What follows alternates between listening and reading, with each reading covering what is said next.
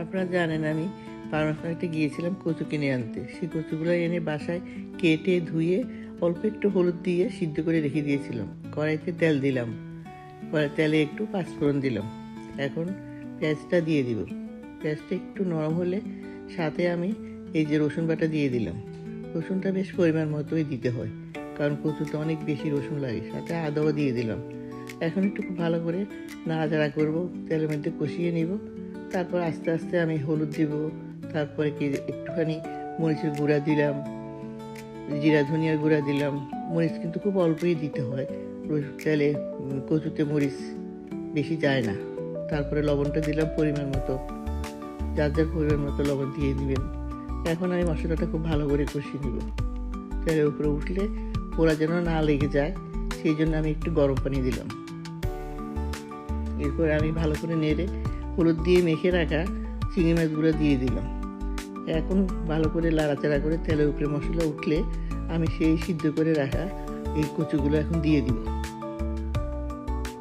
এবার কচুগুলো নাড়াচাড়া করে একদম মিশিয়ে নিব ভালো করে। ভালো করে মিশিয়ে অনেকটা পর্যন্ত নাড়তে হবে ভালো করে, যেন পুড়ে না যায়। তারপরে সিদ্ধ করে রাখা মশারের ডাল চামড়া সহ সেই ডালটা আমি দিয়ে দিলাম। দিয়ে আবার ভালো করে নাড়তে হবে, খুব বেশি নাড়তে হবে, কারণ নিচে যেন পোড়া লাগে না যায়, কারণ ঘন হয়ে যাচ্ছে তো তাই। এরপর আস্তে আস্তে অনেকক্ষণ নাড়ার পরে আমি সেই স্বাদের জিনিসটা আবার দিয়ে দিলাম, নারকেল পেস্ট। এটা আমেরিকাতে পাওয়া যায়, আর নারকেল ছাড়া কচু রান্না হয়ই না। দেখেন আবার ঘন হয়ে গেল। এখন কিন্তু আমাকে আবার একটু গরম পানি দিতে হবে। এই যে দেখেন আমি পানি গরম করলাম, গরম করে আমি ওভেনে 1 কাপ গরম পানি আমি কচুতে দিয়ে দিলাম। এখন এটা পাতলা হয়ে গেল, ঘুরে আসবে আমি আবার ঢাকনা দিয়ে ঘুরে আসবে আমি আবার কিছুক্ষণ পরে। এখন ঘন হয়ে গেছে, আমি একটু লেবুর রস দিলাম। লেবুর রসে একটুখানি চিনি দিলে, লেবুর রস দিলে খেতে অনেক ভালো লাগে।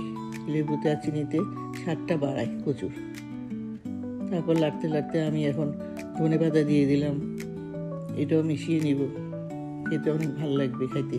এখন এমন একটা মিষ্টি গন্ধ বের হয়েছে, মনে হয় যেন এখনই খেয়ে ফেলি।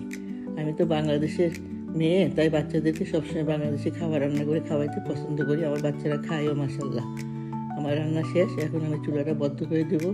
এই কচু রান্না দেখালাম আপনাদেরকে, এভাবে রান্না করে খাবেন। আমিও খাচ্ছি, মজা হয়েছে আলহামদুলিল্লাহ।